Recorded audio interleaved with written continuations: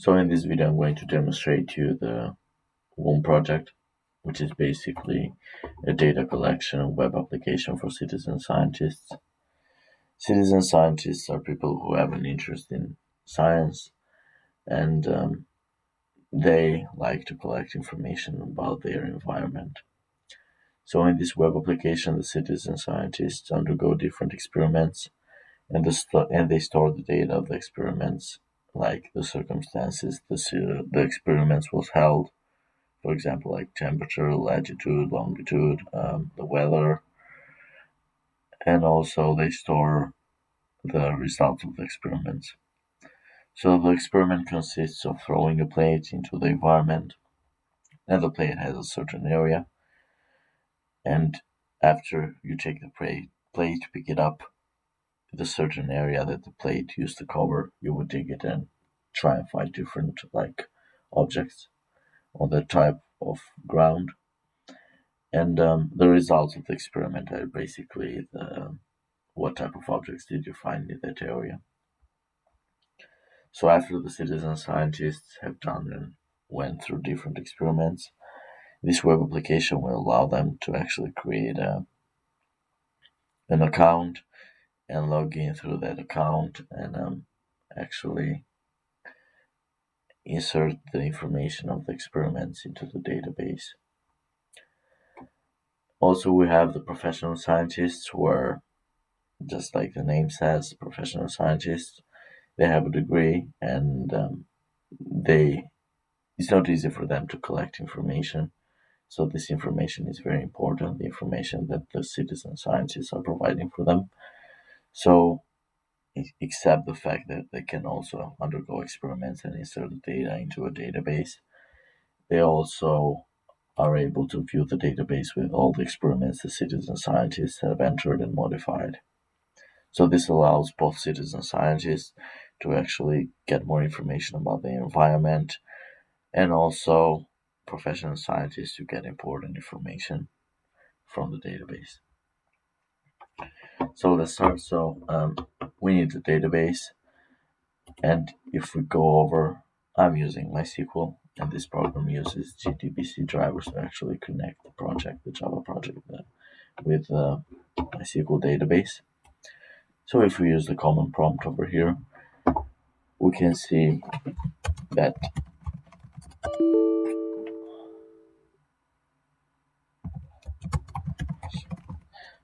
so we can see that no database with the name W.U.M.P exists. So the database, which is according to the name of the project, will be like W.U.M.P. So I've created an application which creates a database and both tables, all the tables that are needed for this application. I've done that so in case you want to actually transfer the project somewhere else in your computer, you don't have to run like queries on your own and try to understand the fields of each table and their attributes. So this application, this graphical user interface, does all the things for you. All you have to do is provide the credentials of your user. If you provide the wrong ones, it's not going to connect to the database and it's going to say wrong credentials. So if we provide the correct ones over here, we see that we are successfully connected and that the database was created. So if we press check table statuses, we can see that both tables that we need for this project are missing at this moment because we just created the database. It's normal. So we have an opportunity to actually make them both and create them both. So if we decide to create the users tables, it will be created. We can choose to create the data table later on. It doesn't matter. And if we try to run like the program again, we can see that just give it like a couple of seconds.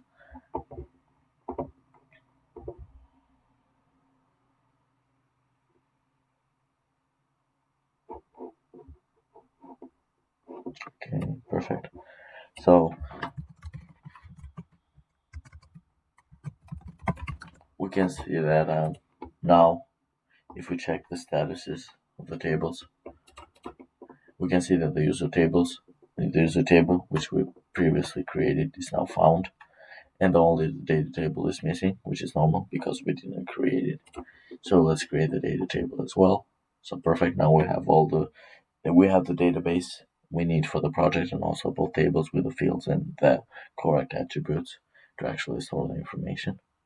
So the users table, the purpose of this table is to actually hold the accounts, and the data table, the purpose of this table is to actually hold all the experiments entered by the citizen scientists and also the professional scientists as well. So first of all, we have to open the server. The server should be open the whole time. And the reason for that is that this project is designed to actually use the server as the middleman of all the requests made by the client and the database.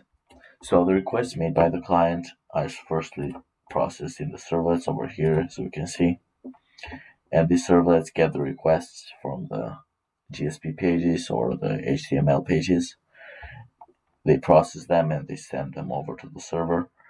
And the server gets the request after it's being firstly processed in the servlets, and later takes the appropriate actions, which is probably storing the data in the database, or if we don't want to do that, it just gives the response back to the servlets, and the servlets give the response back to the GSP pages, which are dynamically then created by the program.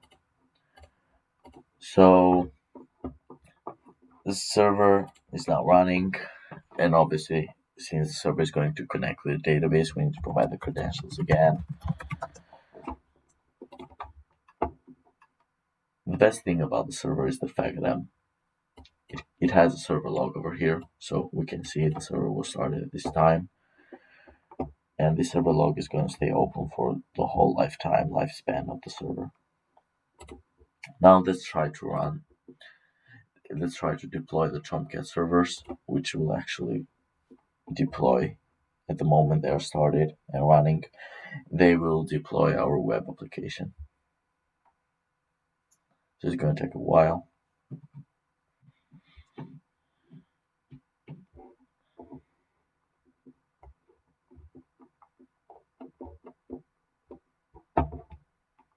Also, while it runs over here, hopefully it's running, we can see that both tables that have been created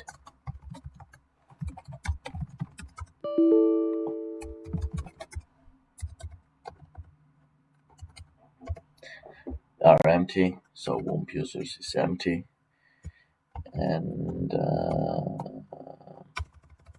data is empty as well.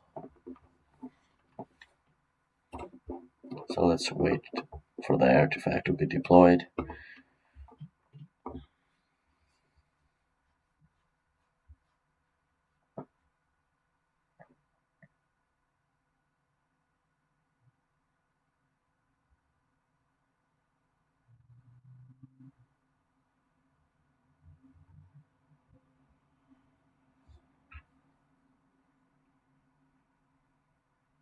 Okay, perfect. So now we can see that the web application finally was deployed, and here we get the welcome screen. This is the index page, so this is the main page, and this is also serves like the login page. So the login page, it asks you for the username and the password, but since we have no accounts information stored in the W.U.M.P user database, we cannot actually log in without actually creating some accounts first.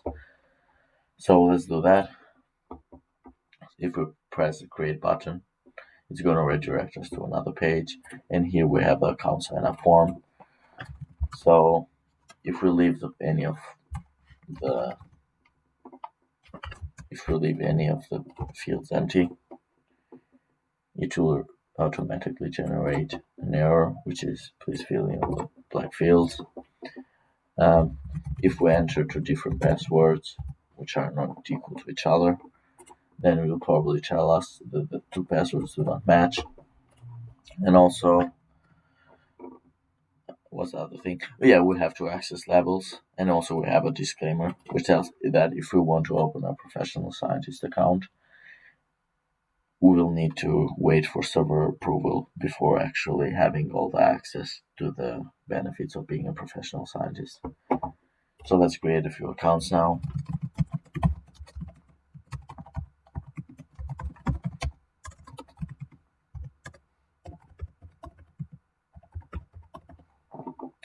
So let's apply to be a professional scientist. And as soon as we apply to be a professional scientist, we can see that we're being redirected to another page that says you have been able to create an account successfully. You have to wait to be approved as a professional scientist before you can actually log in. And this message only appears if we try to create an account, which is an account for a professional scientist as an access level. So this won't appear if we try to create an account as a citizen scientist. And we can see over here that a new pane. Okay, so except the server logs, we say, yeah, client with this IP sent a request for sign up successfully at this time and send a request to open a professional account at this time. We can also see that we now have another stage which shows all the information the user has entered, the client has entered with their IP, their school or company, username, password, and everything. And we can either decline or approve their professional scientist request. So I'm just leaving this open for the moment. And let's open another account. Uh,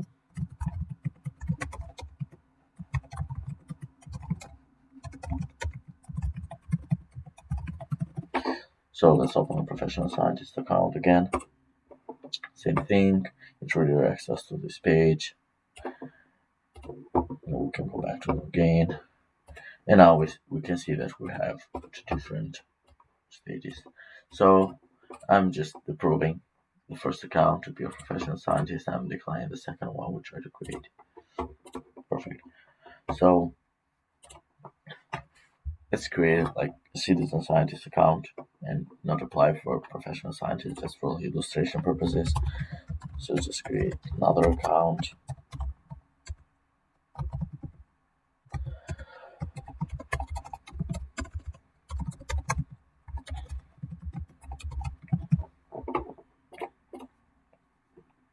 Now we can see that the message won't appear, and also we want a new stage won't open, and the logs will say that the client with this IP created an account successfully at this time. So no request was sent. So this is a request for the second account we created. And yeah, so the first account, which was like approved as a professional scientist, here we have the log for that. And the second account, which was declined for a professional scientist, here we have the log for that as well. So you can notice that the IP is the same, which is ideally should not be if we're entering the website or the web application from different networks.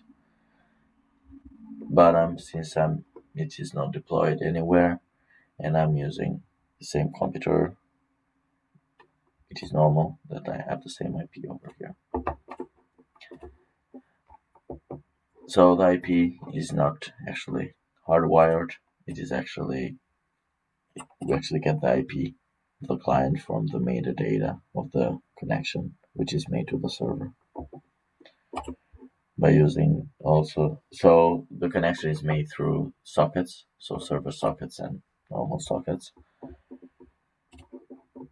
And yeah, so basically just try to log in into our accounts. If we leave any of the fields empty, we can see it creates a error message which says please fill in all the blank fields.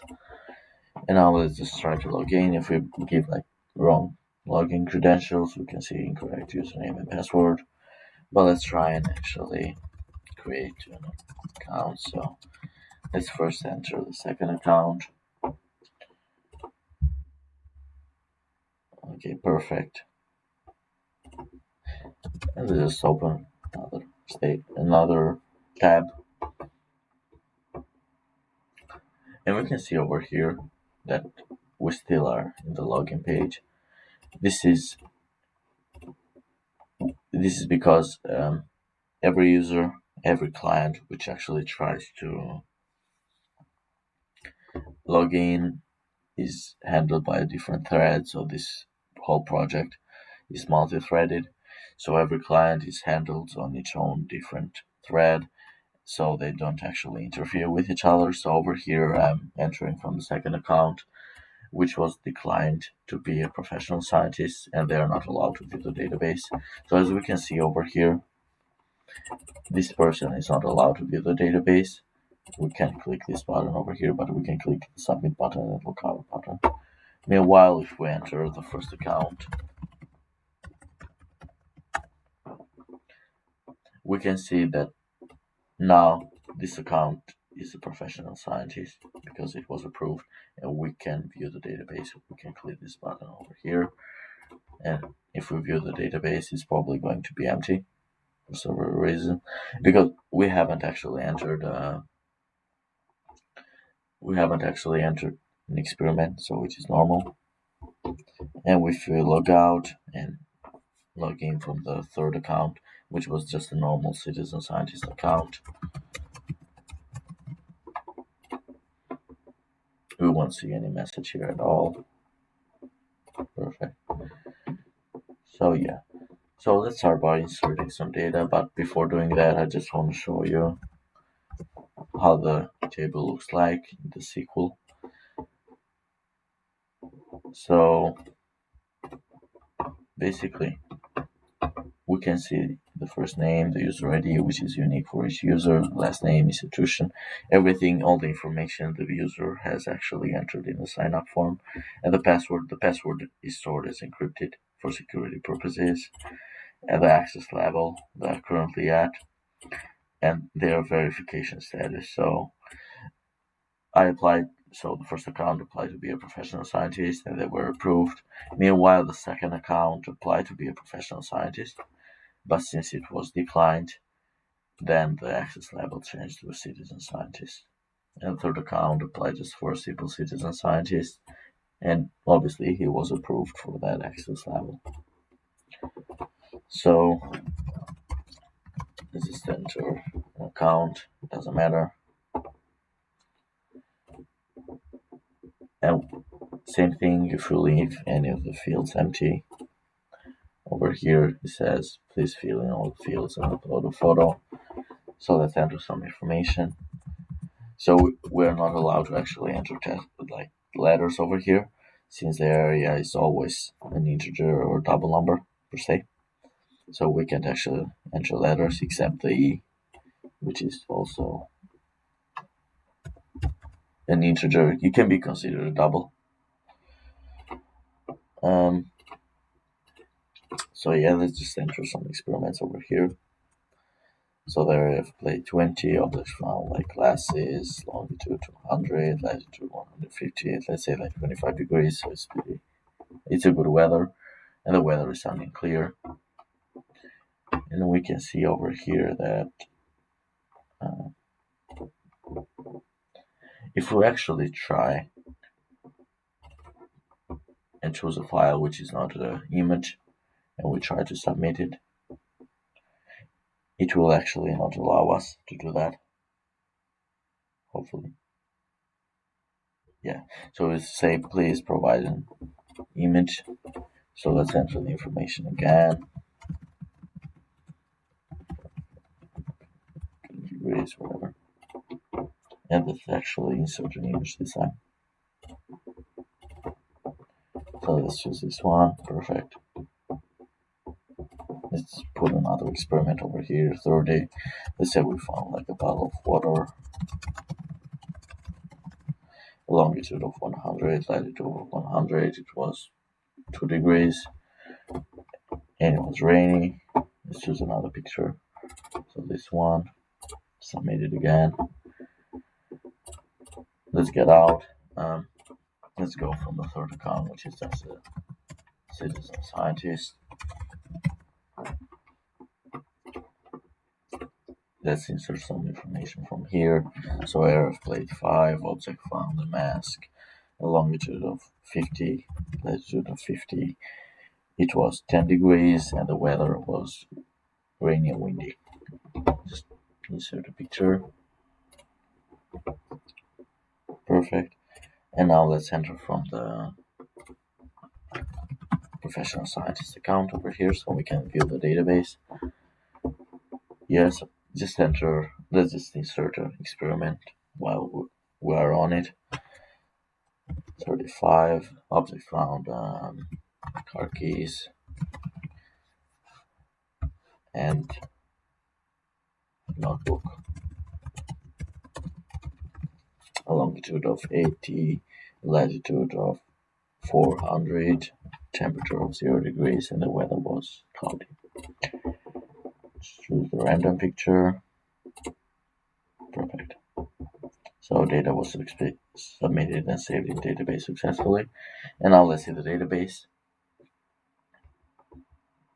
Okay, so everything is loaded and we can see the experiment ID. The experiment ID is also unique. And here we have the user ID of the person, of the client who entered it. Here we have their username, access level, area of place, objects found, longitude, latitude, temperature, weather, and the photo they have entered.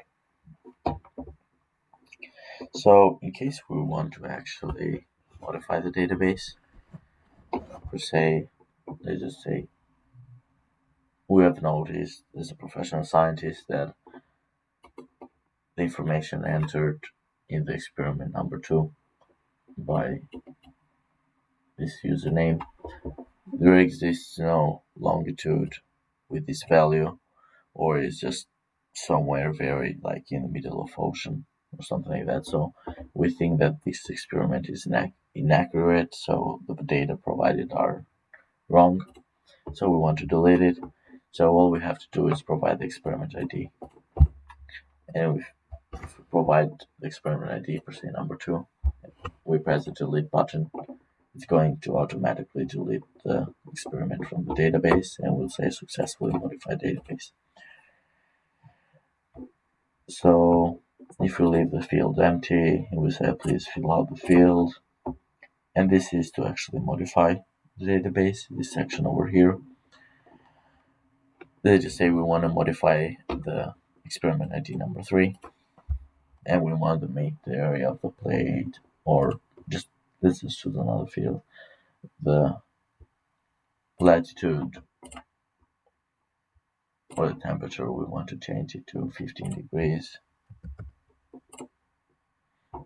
And now we can see over here that the temperature will be changed. Perfect. Or we can do the same thing for experiment number 4. Let's change the area of plate to, it is 35, let's make it 50, which is quite a big number for a plate. And we can see that the database was successfully modified again.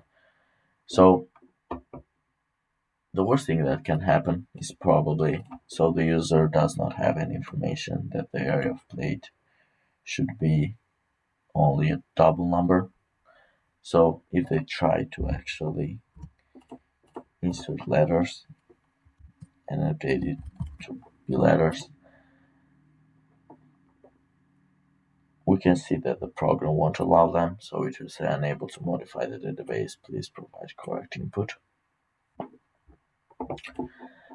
And also if we try, per se, there are several professional scientists logged in at the same time in different threads, and one of them released experiment number 1. But this experiment still shows because we have opened the page. We're also at the same time, so it has not refreshed and updated for us. We can either press the refresh button, which will automatically refresh the page for us, or if we try to delete per se experiment number 1 over here, let's say we just deleted it. If another professional scientist whose page has not been updated yet wants to delete it, and they type in a an experiment ID which has already been deleted and no longer exists in the database, they're going to receive a message over here which tells them that the record they were trying to modify that does not exist. So yeah, that's basically all the web application part of this project. Also,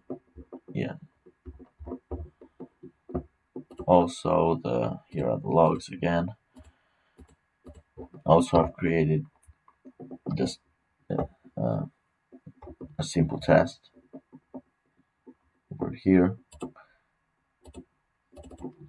So the server test, all this test does, it is a JUnit test. All this test does is test the decrypt password, which is a method in the server class. And if we run it,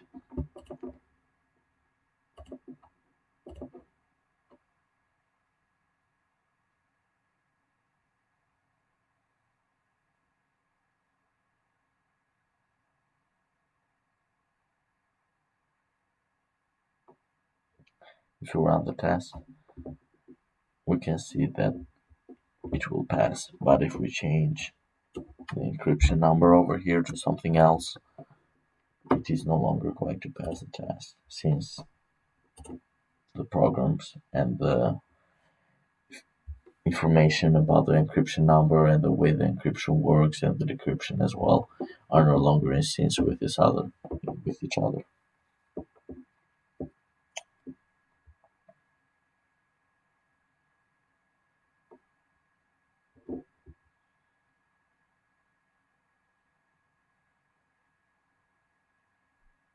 Okay, so we can see that it failed. And also for this project,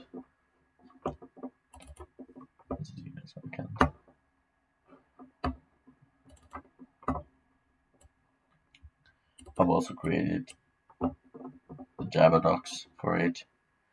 So all the project, which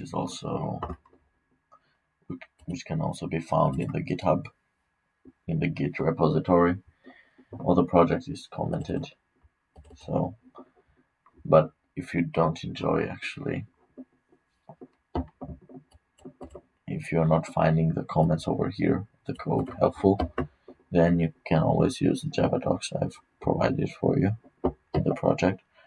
So Java docs over here, we can try and open them. And here we have everything. So this package, here we have the server class. It says the purpose of the server, the author, the fields, their description, the interfaces which are implemented, and all methods created in this class and used, and their description as well. And also, if you want, all the classes. We also have the servlets, same thing. So yeah, that's all. Thank you so much.